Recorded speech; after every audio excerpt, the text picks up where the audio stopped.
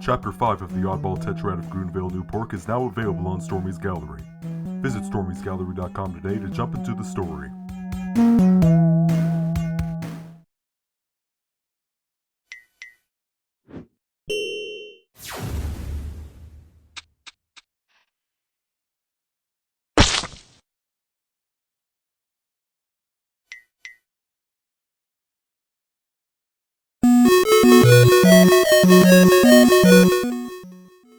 This is Tetris. You knew that already. There's been a version of it released on just about every platform in the past 40 years. It's so simple a game, a calculator could run it. And indeed, calculators have been made to run it. This is Puyo Puyo. You more than likely know this one too. It's not as popular as Tetris, but it's another franchise that's seen a release on just about every well-known platform since its debut a third of a century ago. It's simple enough a game, a calculator could probably run it. There have been LCD handhelds built to run it after all. These two games are probably the first you think of when you think of the falling block puzzle genre. For some of you, perhaps the only two. The next tier of recognition in this genre has Dr. Mario and Columns, which you also know well if you're more than just a casual observer of the video game medium. But the tier after that is uncharted territory for many gamers, entries only hardcore falling block puzzle fans, or enthusiasts of the system a game of the genre comes from, would recognize. Baku Baku Animal, Clax, Blockout, Pack Attack, Hatris, Wordtris, Wettrix. I wouldn't be surprised if you thought I made some of those up, but I assure you, they're all real. Wettrix in particular I've logged hours of time in. But until I can find a method for recording N64 games, that game will have to wait. In the meantime, I have another falling block puzzle game to introduce to you all that has fallen through the cracks of time, and I also quite frequently find myself playing, for how original its spin on the genre is, and for how addicting it can get. WildSnake. Released by Spectrum Holobyte for the Super Nintendo in 1994, and one of the system's Arcade-ological Discoveries.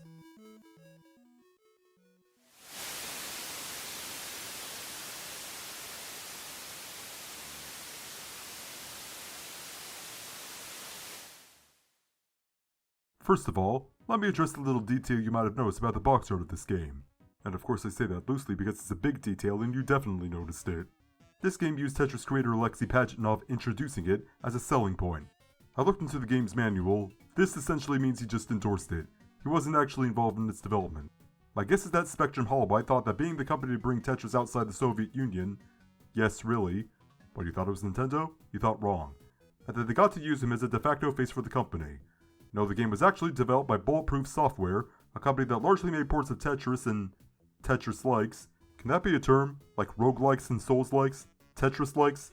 And Manley & Associates, a small company in Washington State that mostly developed PC games, but also had a few console games under the belt, such as the Wizard of Oz game for Super Nintendo.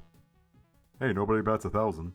The designer of WildSnake is another Alexei dev, Alexei Lyzagorov, who appears to have largely avoided the internet's attempt to get information on him beyond being this game's creator.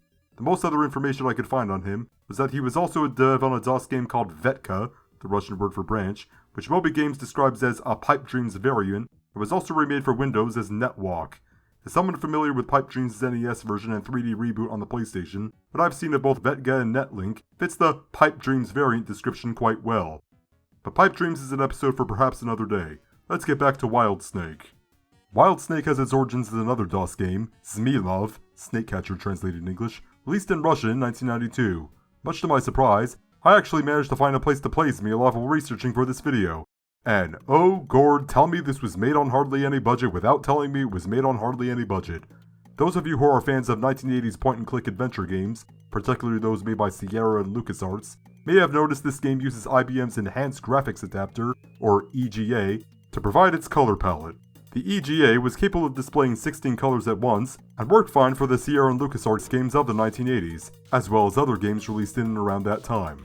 But November of 1990 saw the release of King's Quest V, which quickly set a new standard for computer games with its use of the Video Graphics Array, or VGA, for its 256 color visuals. So of course a game like Zmilov with its EGA graphics looked laughably dated, releasing the same year as Wolfenstein 3D. Not to mention the year following seeing the release of Doom. But of course, let's keep in mind that Zmilov is a Russian-developed game from 1992. just a single year after the Soviet Union's collapse. It's unrealistic to assume a no-budget indie dev from a country in such dire economic straits would have access to the latest, and thus most expensive technology. I will say, however, that the game does make the most of its limited palette. As a fan of limited palette artwork, both the work of others and someone that themselves uses only 5 hex values for their webcomic, it's quite impressive to see it was pulled off with just 16 colors. For comparison, the NES was capable of 25, and I've seen many games on that system struggle to put out appealing visuals even with the wider color palette, including, funnily enough, the NES's own port of the aforementioned King's Quest V.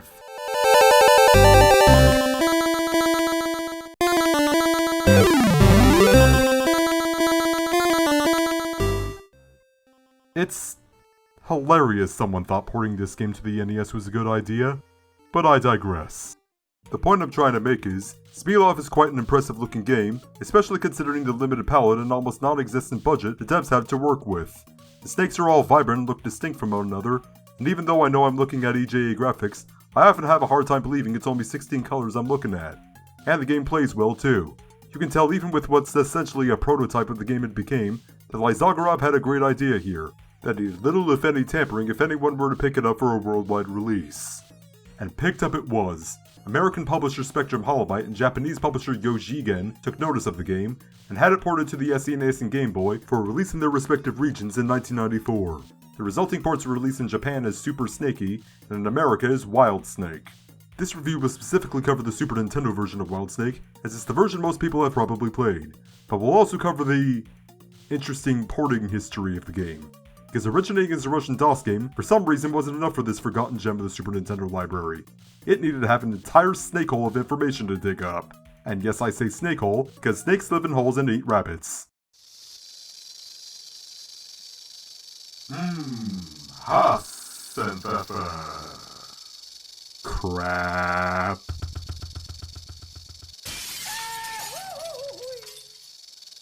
Believe it or not, someone on the staff of WildSnake actually came up with a story for it. It doesn't appear in the ROM of the game, but rather in the manual, as is common with retro games. More so of the third generation, as the fourth marked the beginnings of devs exploring the video game medium for telling more complex stories with fleshed out characters. But for puzzle games such as WildSnake, story didn't and doesn't matter, as long as the game itself is fun. And the devs can get away with casting what little story they did come up with to the manual. As you'd expect, there wasn't much to cast away here. Just 3 short paragraphs I'm going to summarize with just this one sentence. Seismic experts in a remote location, as the manual puts it, have disturbed a nest of deadly snakes. Now the only way to get rid of them is to make the snakes eat each other. Wow, less than a third of the words. Cable edits of R-rated movies have nothing on me. As I've already stated, and you've seen from the footage of Smilov, WildSnake is a falling block puzzle game. The falling blocks, of course, take the form of the snakes, which vary in length and pattern, and must be guided with the D-pad to eat snakes that bear the same pattern. The snakes, when they touch the bottom of the playable field, will always go to the empty space in front of them, meaning that, when one snake is eaten, it can potentially deform the entire den, not just the immediate rows or columns as in other falling block games. This creates an added challenge, especially as snakes of other patterns come onto the field, as the snakes can, and will, block off other snakes from being eaten. Aside from the pattern snakes, there are 2 snakes of special varieties that will come onto the playing field to aid the player. These are the titular WildSnake, a flashing snake that clears the screen of every snake of the pattern of the one it touches, and the King Cobra, which the player cannot control, but will eat every snake in its path. WildSnake also comes with a plethora of options to alter the game's base challenge level. There are the difficulty levels, of course, easy, normal, and hard, which add 1 pattern of snake to start with above the previous, and the latter 2 of which come with options to disable the window showing the next snake. There are also 6 different grid shapes on top of the standard rectangle, an upside down T, a plus shape, a flask, a diabolo, or hourglass as you know better, a rectangle with added obstacles, and an X. These other grids of course have steeper learning curves, requiring more planning from the player into how and where to move the snakes due to the decreased space and traps for an easy game over. Aside from the main mode, there is also the King Cobra Challenge, which takes the form of a challenge mode consisting of 9 levels of 2 rounds each, a qualifying round that requires 20 snakes be eaten, and a challenge round, which involves fulfilling a more difficult condition, such as eliminating a certain number of snakes under a time limit, getting a snake to eat eggs of the pattern it represents, or filling the screen with a certain number of snakes. Lose on the challenge round, and it's back to the qualifying round. Lose on the qualifying round, and it's back to the main menu. Finally, WildSnake does come with a 2-player mode, which I didn't get to test out because, well, Arcade-ological Discovery such as this one don't exactly have people clamoring to play it. As a falling block puzzle game, WildSnake didn't have much to get wrong in terms of gameplay, even in its original incarnation as Smilov. And as I said, it had a unique idea and solid execution to begin with. All this SNES support had to do was faithfully adapt the game to more powerful hardware and have all the mechanics work as intended. And on that level, WildSnake succeeds.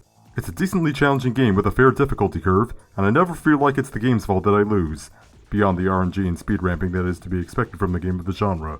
What I mean is, you won't feel playing this that it's a glitch or programming flaw that causes you to lose. It's you having a skill issue, either from not being good enough to progress, or you got so good that you managed to get to or near the kill screen. So on the level of pure gameplay, WildSnake is a game I can't find any fault with.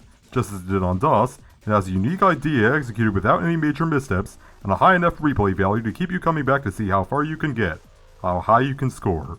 And this time, the game's not bound to just 16 colors for its visuals. Speaking of which, WildSnake comes on a 4 megabit cartridge. A tiny amount of space for most games, even in 1994, but for single-screen puzzle games such as this one, it was still very much usable. And WildSnake makes great use of the space, with vibrantly colored snakes and nature-inspired backgrounds that almost resemble photographs. In fact, I wouldn't be surprised if the devs use posterizations of actual photos to use as references for backgrounds, and a guide on how or where to use the colors they had to work with. Speaking of color, the artists were smart with their use of it here, saving those vibrant hues for the snakes, while the backgrounds are more muted and monotone. That way, the visuals don't clash with one another, and the player can pay better attention to the feel without getting distracted by the background. Unlike a certain other version we'll get to in a moment. In addition, the King Cobra Challenge mode comes with cutscenes of a cobra and a cat fighting each other.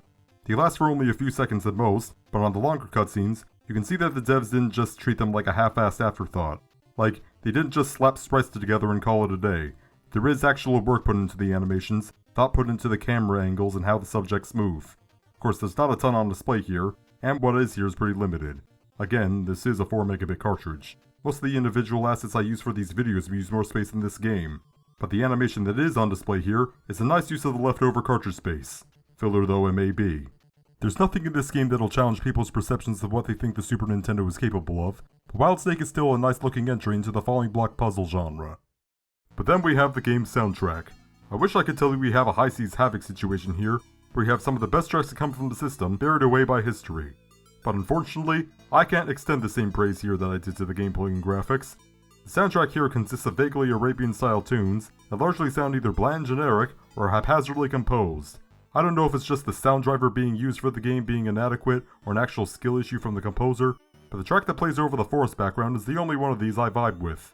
I like how it starts out suspenseful and ominous like something out of a spy movie, before the arrangement descends into chaos a minute in.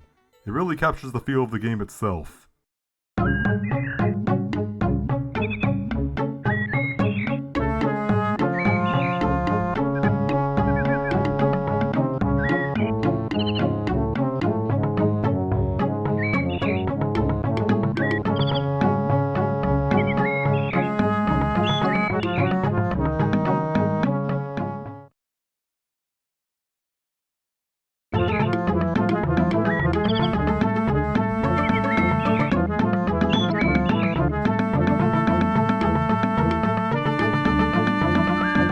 That said, however, art is subjective. Maybe you'll find qualities in this soundtrack that I can only find in the one.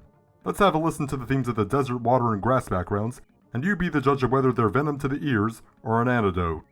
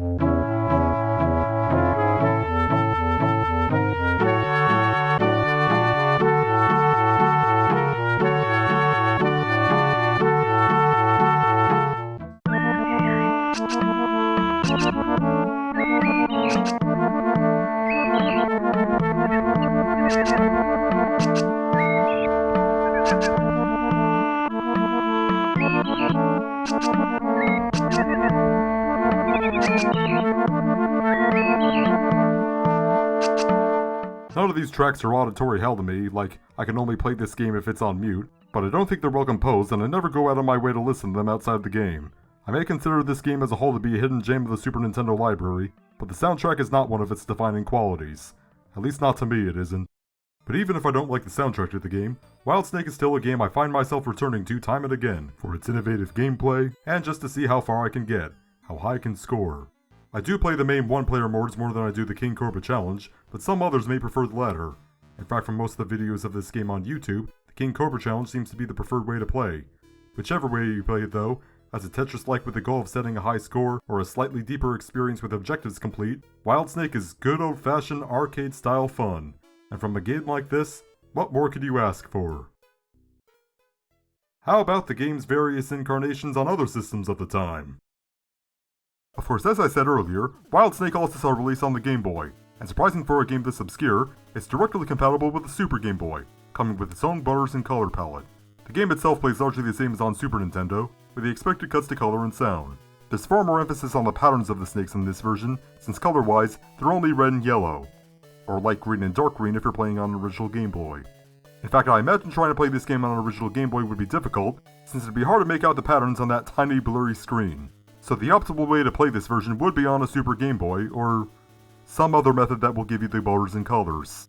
And that's it for the officially released versions of this game. WildSnake also had ports in development for Sega's Genesis and Game Gear, but neither version saw release. So I guess that means there's nothing more to talk about and I can start wrapping up this video, right? Somehow, Media Preservationists managed to get their hands on these unreleased Sega versions, and have made them publicly available. Which is kind of crazy to think about for me.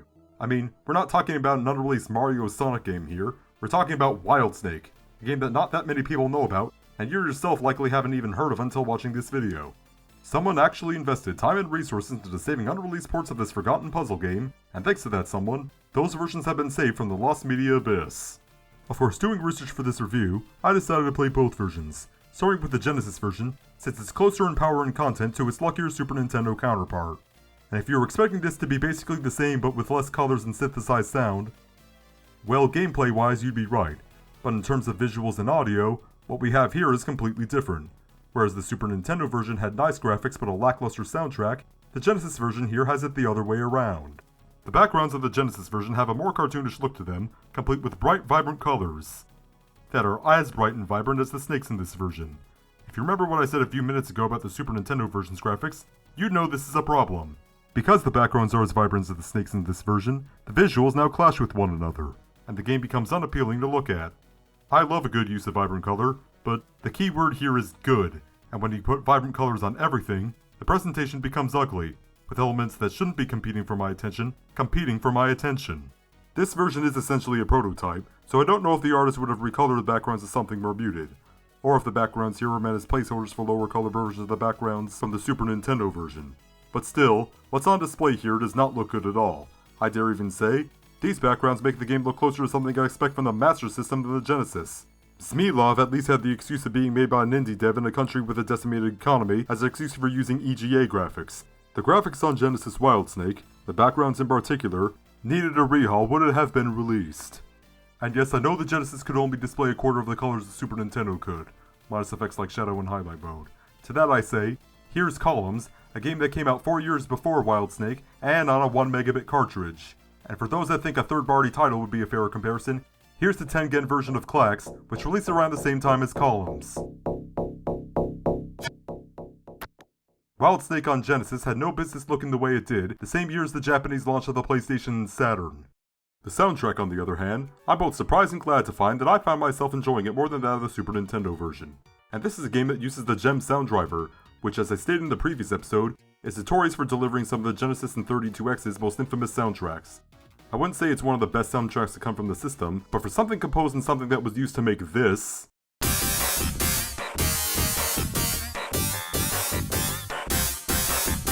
and this, Mother of God, it's all toilet sounds! I was surprised to find myself liking this soundtrack, let alone more than the Super Nintendo versions. I dare even say, the theme that plays with the desert background is a bit of a banger.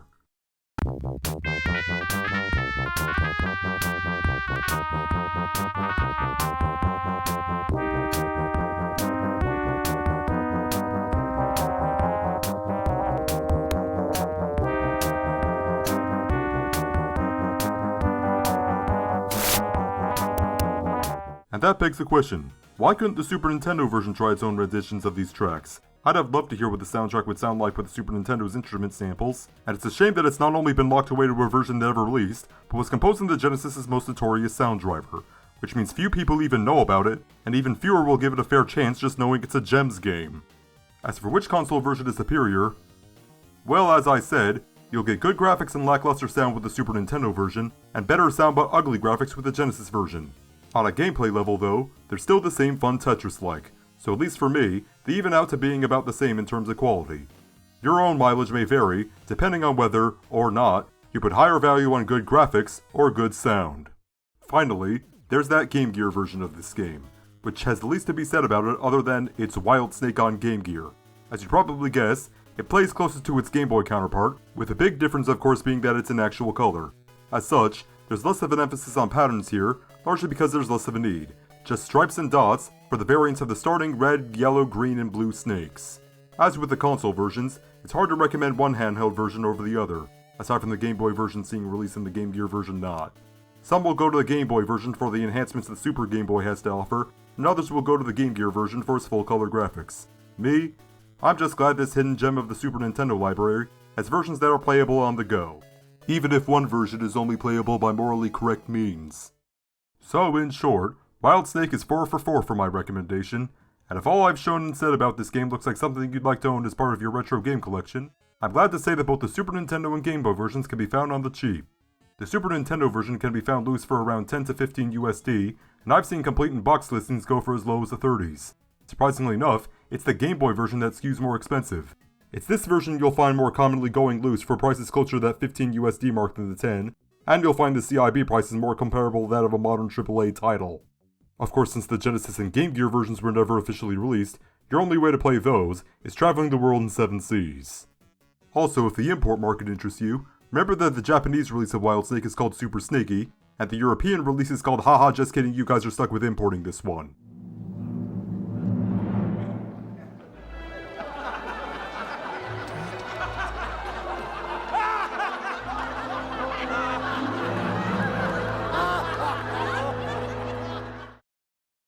You know, whoever at Nintendo thought Chrono Trigger, Earthbound, Final Fantasy VI, and Super Mario RPG were too good for Europe, must have been the same person who thought this game was too good for them.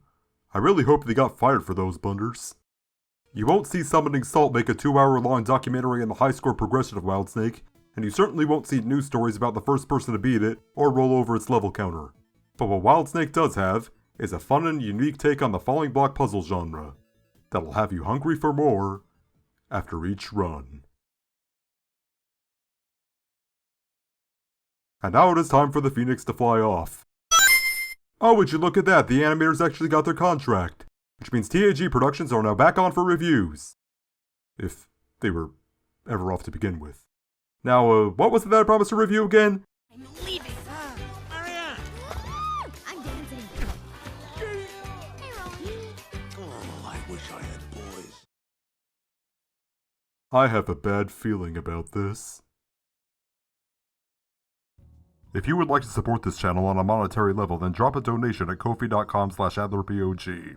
Monthly donors will get access to exclusive perks, such as donation credits in my videos and early access to completed OTOG chapters. Vielen Dank!